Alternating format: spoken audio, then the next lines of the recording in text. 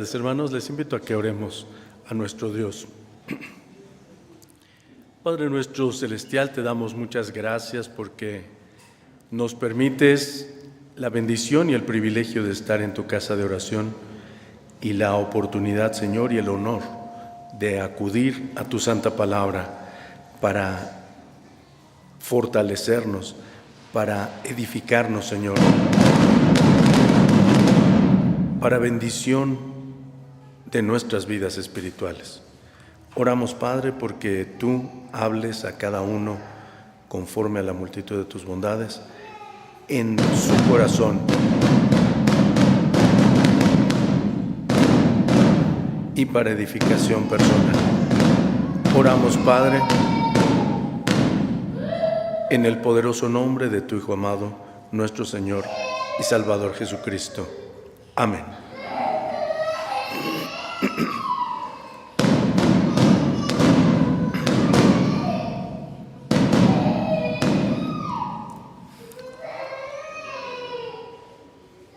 Buenas tardes, hermanos. No crean que esto es casualidad, menos cuando estoy orando. Pero Dios nos oye, aunque esté escuchando esas detonaciones. No es casualidad. Y Satanás no quiere que escuchemos la voz de Dios. Pero por eso es un privilegio y un honor estar aquí para escuchar la voz de Dios. Y en esta ocasión, hermanos, estamos celebrando o estamos recordando la labor de los maestros, la labor, el trabajo de quienes enseñan, muy particularmente de quienes enseñan en la casa de Dios, de quienes tienen el privilegio de tomar la palabra para enseñar a los demás. Y por eso el título de este estudio está basado en el versículo 3 de Daniel 12 y dice el título: los que enseñan a justicia. Los que enseñan a justicia. El versículo completo, escuchemos lo que dice: y los entendidos resplandecerán como el resplandor del firmamento, y los que enseñan a justicia a la multitud, como las estrellas a perpetua eternidad. Este versículo es particularmente interesante, no solamente por la referencia a los que enseñan, y específicamente a los que enseñan a justicia, sino todo el contexto.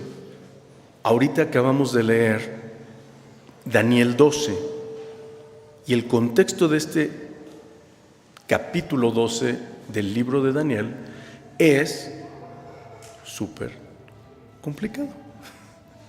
No sé cuántos de los que leímos ahorita entendimos lo que leímos. Yo creo que la mayoría no entendimos. Yo todavía no alcanzo a entender completamente este capítulo 12 de Daniel. Y bueno, soy maestro de profecía bíblica escatológica. Entonces, lo he estudiado bastante. No es que lo haya leído, pero todavía hay algunas cosas que todavía no entiendo. Y no estamos solos, hermanos. Vean lo que dice el versículo 8. Dice Daniel: y yo oí, mas no entendí. Dice Daniel: yo oí, mas no entendí. Y dije: Señor mío, ¿qué será el cumplimiento de estas cosas? Dice que Daniel oyó, pero ni aun él que recibió la revelación de Dios entendía. Y muy interesantemente, no se le revela. No hay explicación. Si se fijan ustedes, no hay explicación.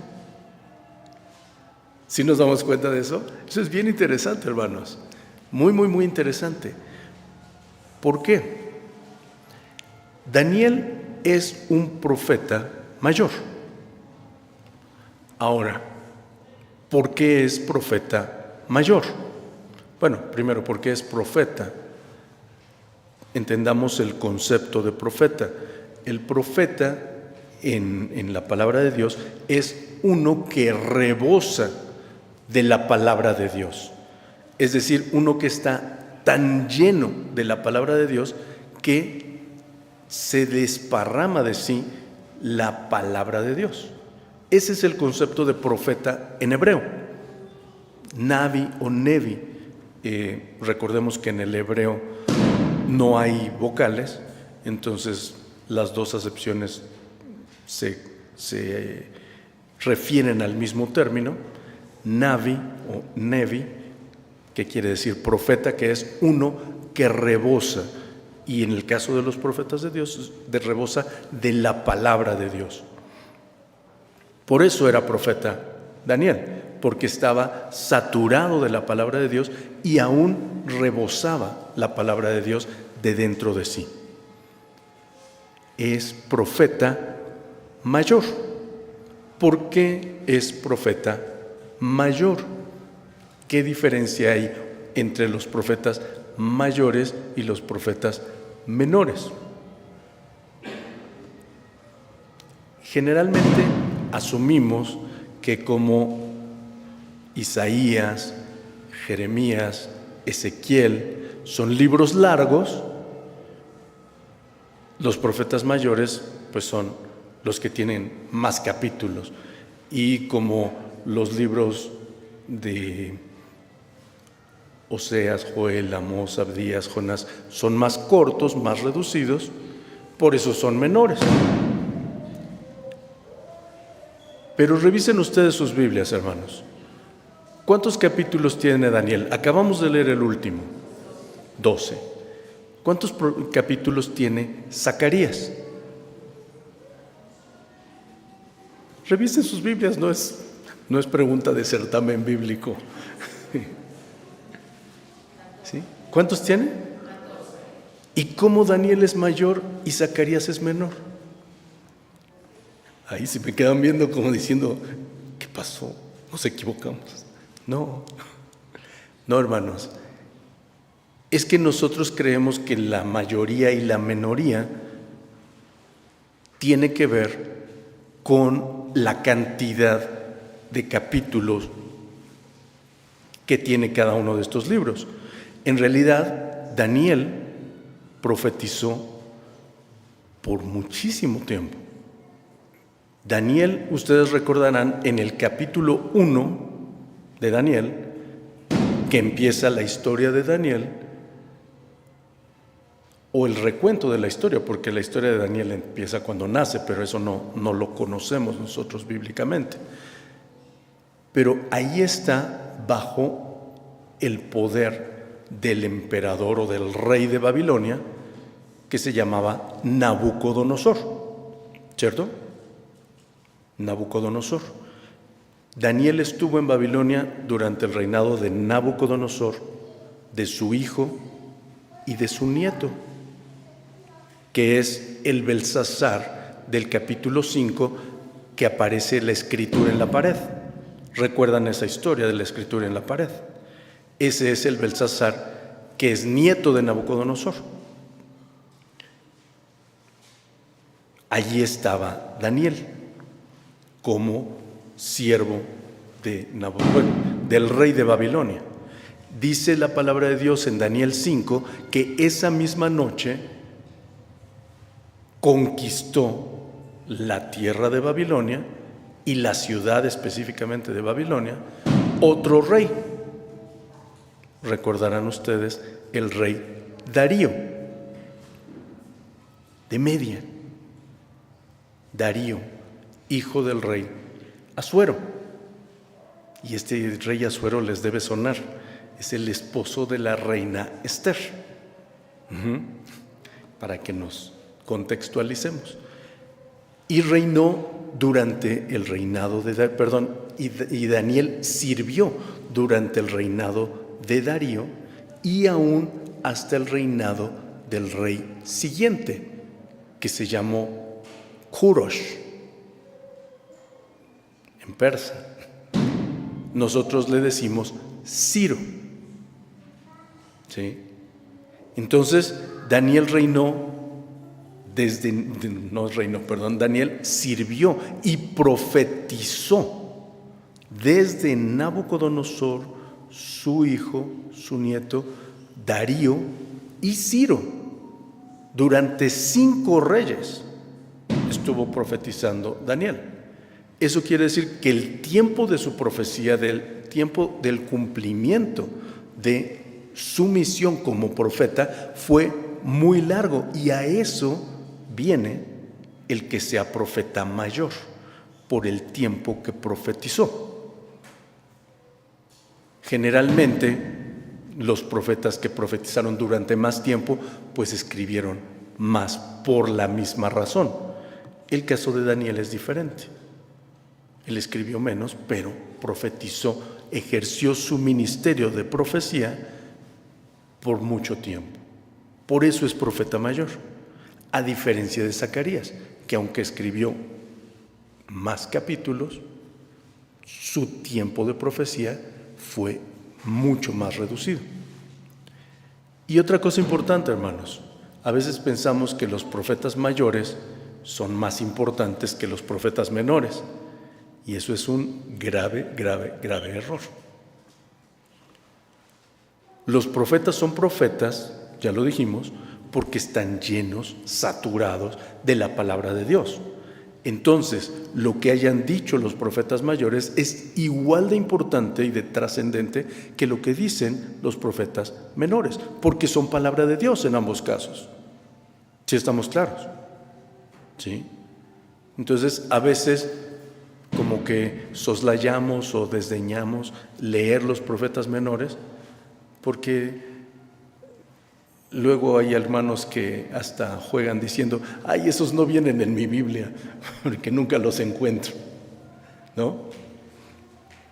Sí vienen en las Biblias de todos y están después de Daniel y hasta antes de Mateo. Allí se encuentran los profetas menores, y es la palabra de Dios igualmente viva, eficaz, verdadera y vigente para nosotros. Muy importante eso. ¿Por qué hago toda esta aclaración? Porque Daniel, a más de ser un profeta mayor, realmente es un libro apocalíptico. ¿Y qué pensamos cuando decimos apocalíptico? Pensamos en juicios, en muerte, en destrucción, en misterio, porque eso es lo que nos viene a la mente con Apocalipsis. Y eso es porque no sabemos griego, porque Apocalipsis no quiere decir nada de eso. ¿Sí han visto cómo dice el título del libro del Apocalipsis? Vamos a buscarlo, hermanos, en sus Biblias. Dice el Apocalipsis, o, ¿cómo dice? Exactamente. ¿Sí? O revelación. Eso es lo que significa Apocalipsis. Revelación. Literalmente, hagan de cuenta que hubiera una cortina o una manta, un mantel que se le quita a algo. Ese es el sentido del término Apocalipsis, la revelación o develación, la visualización de lo que estaba encubierto o cubierto. Eso es lo que significa Apocalipsis. Y Daniel es un libro apocalíptico en ese sentido, porque nos revela muchas cosas. De hecho, este capítulo 12 es directamente proporcional a lo que dice Apocalipsis. No tenemos tiempo ahorita de analizar a detalle este capítulo 12, pero todo lo que dice aquí, Daniel 12, es perfectamente congruente y consistente con lo que Apocalipsis detalla. Pero perfectamente, sin falla ninguna. Por eso es interesante el contexto. Y dice Versículo 3. Y los entendidos resplandecerán como el resplandor del firmamento.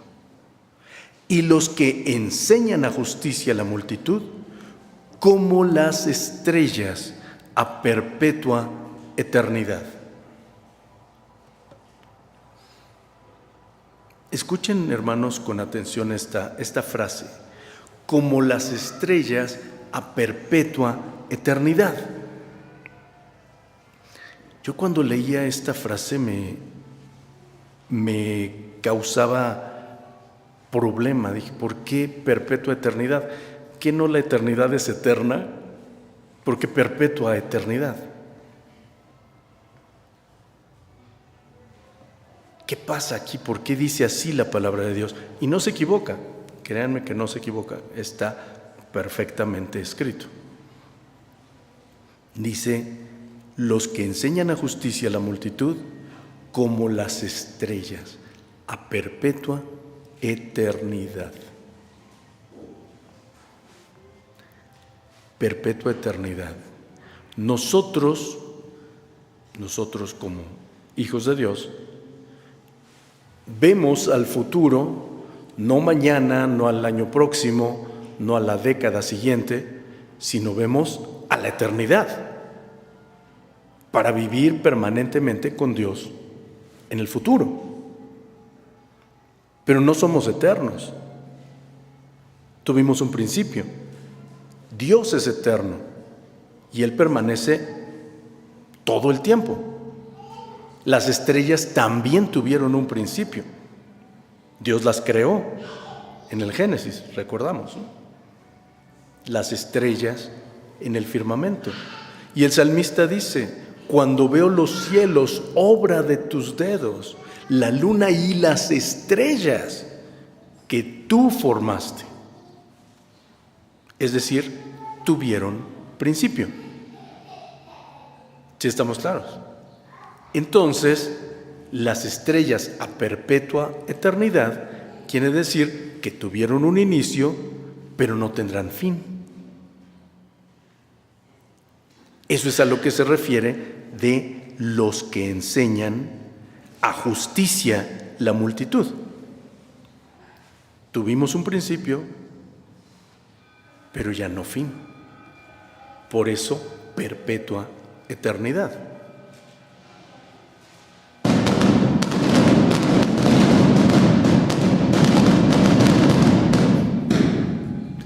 Porque pensemos, si un reo es encadenado o es sentenciado a cadena perpetua, ¿qué significa eso? Pues de por vida, hasta que se muera. Pero cuando se muere se acaba. ¿Sí estamos claros? O sea, no es tan perpetuo, porque sería, aún muerto tendría que seguir cumpliendo su sentencia, pero ya no puede. Se acaba la cadena perpetua con la muerte del reo. ¿Sí estamos claros? O un cargo perpetuo, como un anciano gobernante, por ejemplo.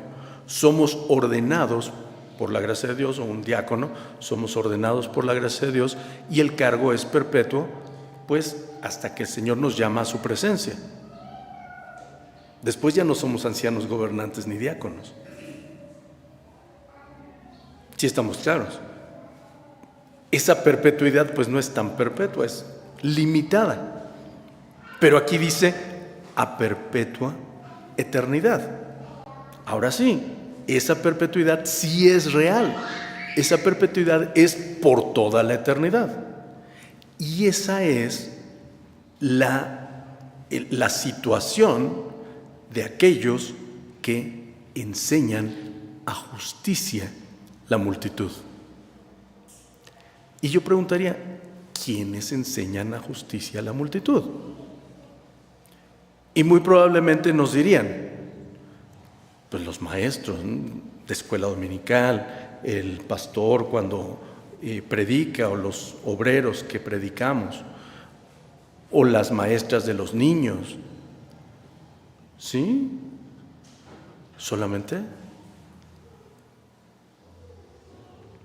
Han de saber, hermanos, que todos somos maestros. todos. Querramos o no, creamos que lo somos o no.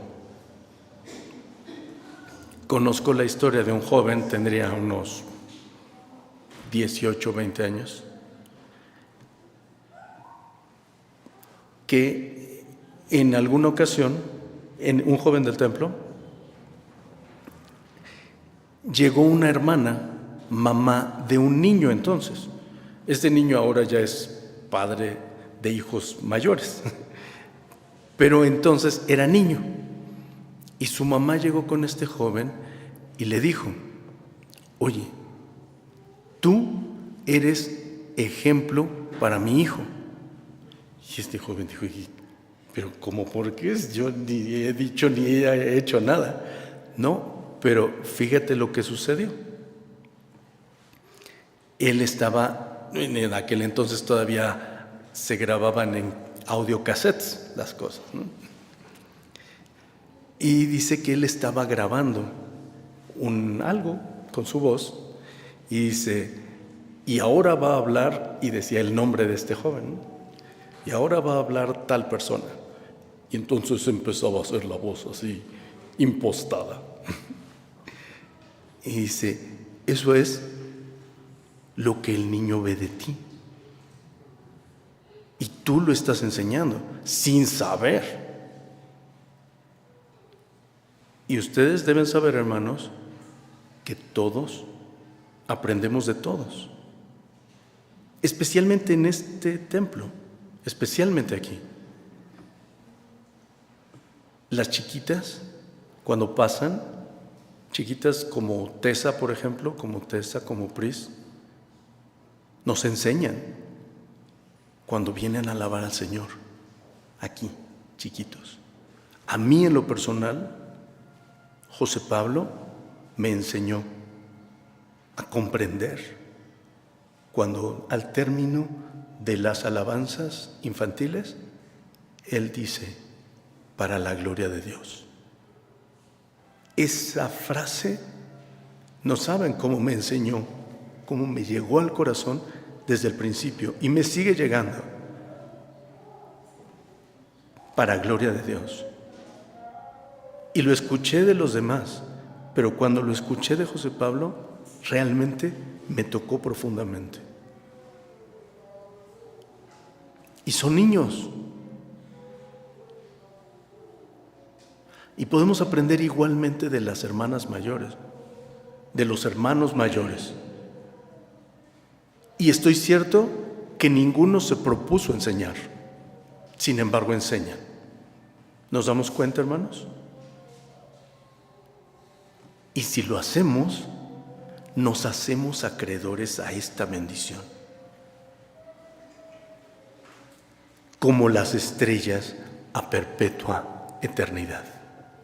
Los que enseñan a justicia a la multitud, como las estrellas a perpetua eternidad.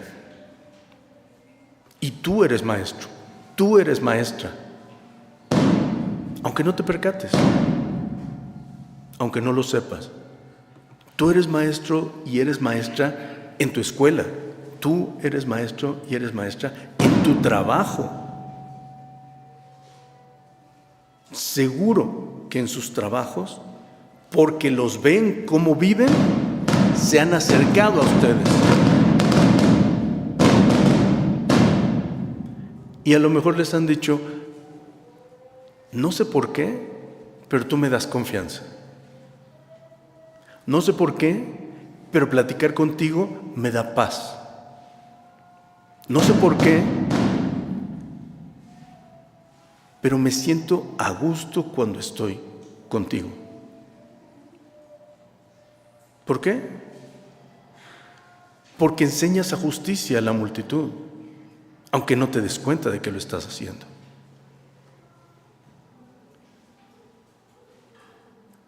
Y si te das cuenta, pues con mayor razón debes asumir esa responsabilidad.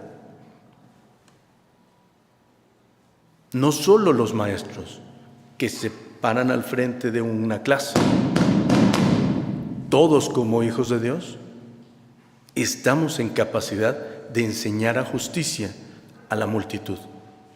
Y puede ser una multitud muy reducida. A lo mejor mi multitud es de 1, o de 3, o de 5. A lo mejor mi multitud es de 20, o de 50, o de 100. A lo mejor mi multitud es de 2,000 o 3,000.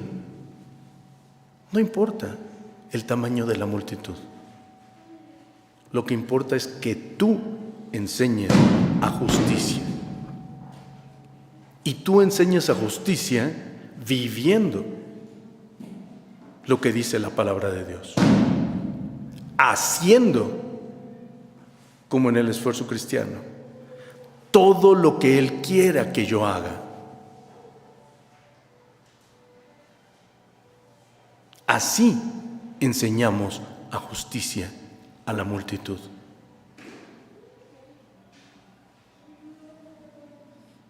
A lo mejor no hay nadie que te conozca en el metro, en el camión, en el metrobús, pero si tú cedes el lugar, estás enseñando a justicia a la multitud.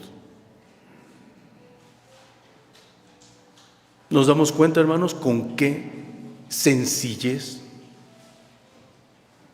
podemos estar viendo hacia la eternidad? Con algo tan simple, con algo tan cotidiano, con algo tan asequible, tan cercano, podemos estar viendo a la eternidad como maestros que enseñamos a justicia a la multitud. Y que entonces podemos ser como las estrellas a perpetua eternidad. Qué maravilla, ¿verdad? Qué promesa más espectacular.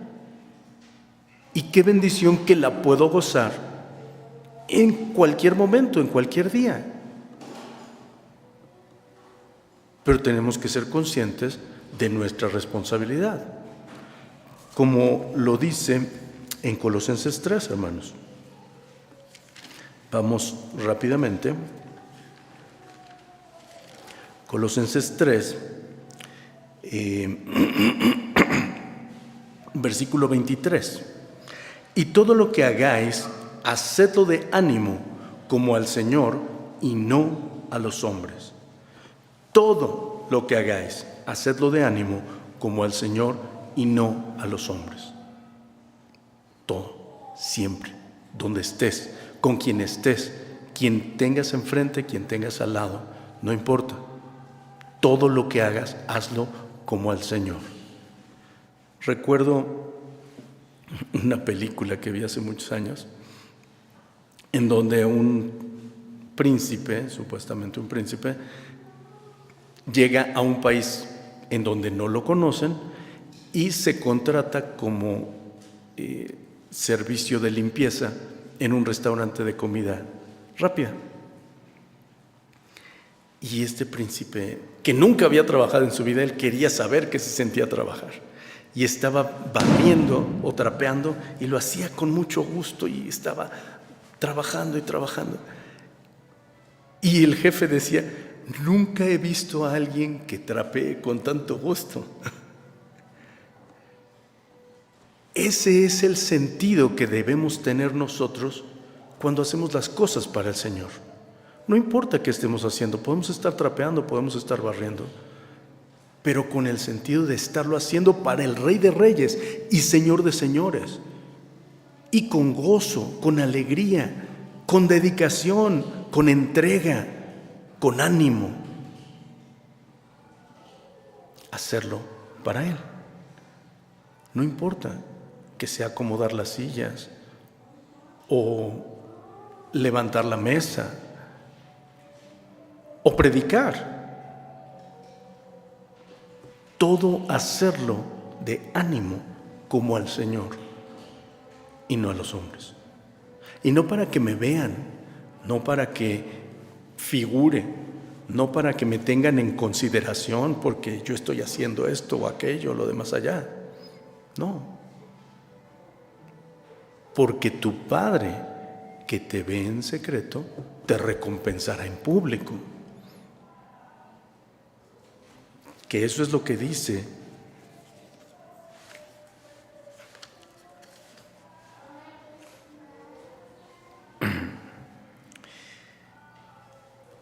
la palabra de Dios. Tu Padre que te ve en secreto te recompensará en público. Pero fíjense ustedes, vimos que Daniel oyó y no entendió.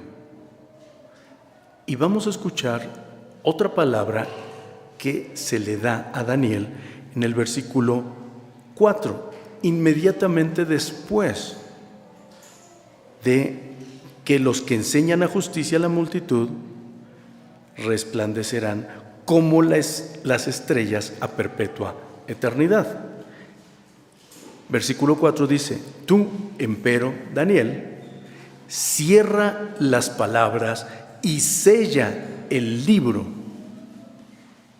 Cierra las palabras y sella el libro.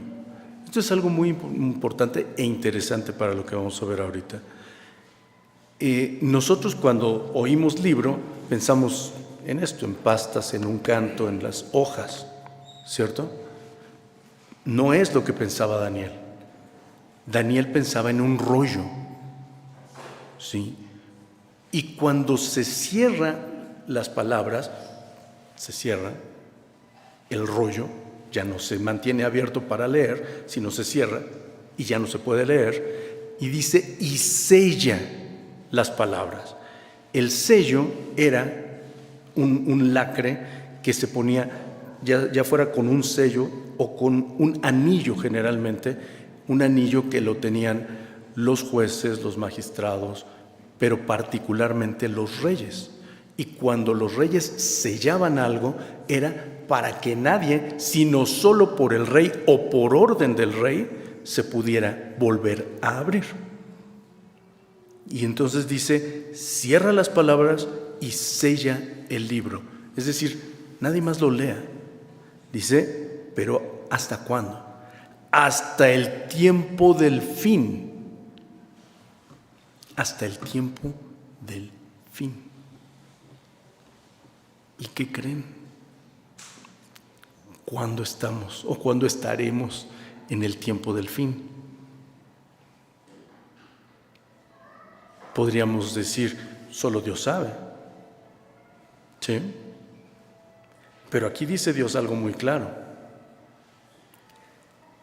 Pasarán muchos y, ¿qué dice? Exacto. Multiplicaráse la ciencia. Multiplicaráse la ciencia.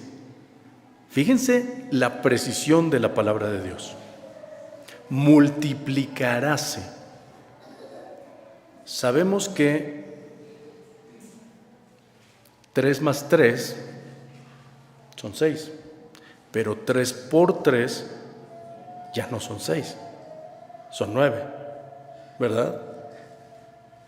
Y si se multiplica, es decir, se exponencia el número, se multiplica por sí mismo y se duplica y se cuadriplica y se octuplica, etc.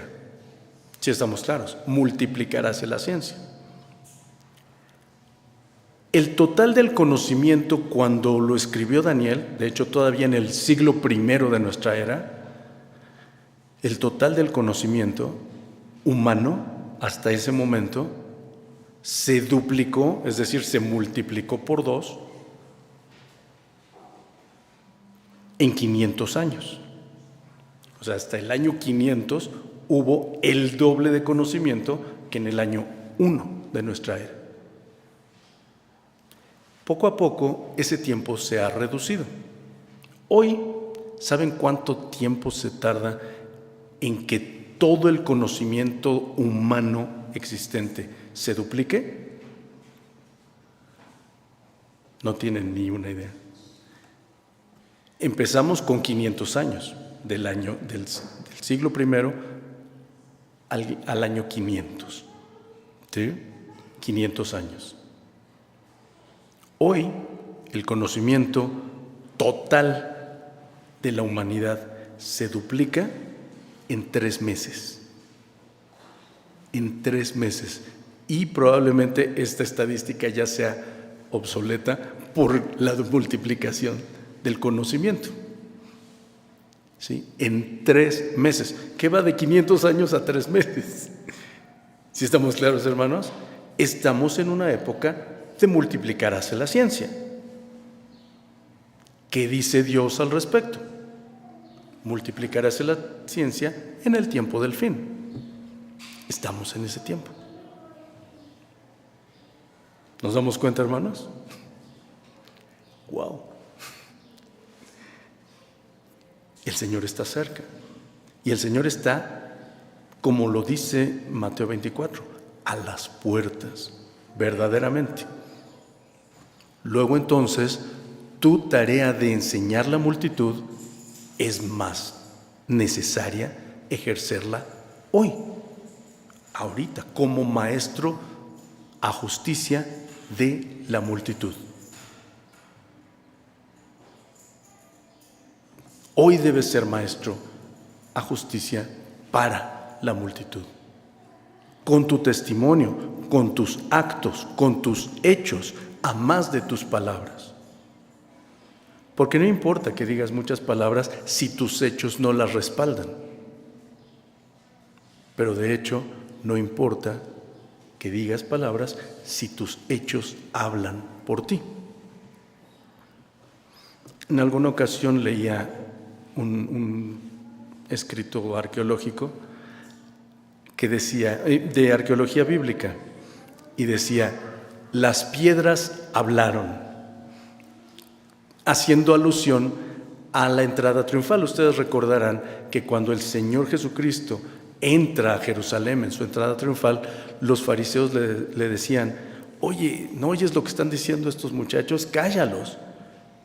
Y el Señor les dice, si estos callaren, las piedras hablarían, dice el Señor. Y en este hallazgo arqueológico, las piedras daban crédito a la información bíblica. Era un hallazgo de verdad extraordinario, o sea, totalmente fuera de lo usual.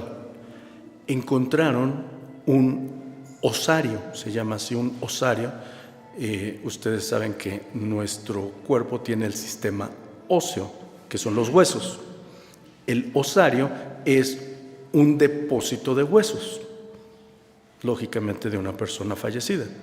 Depósito de los huesos. Encontraron un osario que tenía una transcripción antigua, muy antigua, que lograron datar al primer siglo de nuestra era, que decía, Santiago, hijo de José, hermano de Jesús. ¡Wow!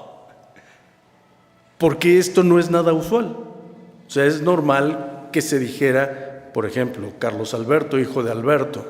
Eso sí. Pero hermano de, eso no era usual, eso no pasaba normalmente. Y lo encontraron y dataron que es real, que es cierto. Y eso fue que las piedras hablaron. Santiago, porque de hecho la palabra de Dios manifiesta que uno de los nombres de los hermanos del Señor era Santiago. Entonces, fue un hallazgo extraordinario. La verdad es que lo quisieron desmentir por muchas formas y en aquel entonces lo dieron por falso, porque decían, no, eso es seguro que lo inventaron, lo hicieron después. Cuando se dató correctamente la fecha de ese osario, se le devolvió la credibilidad, pero ya no se le dio la difusión que había tenido el que era una falsedad. Pero no era falsedad.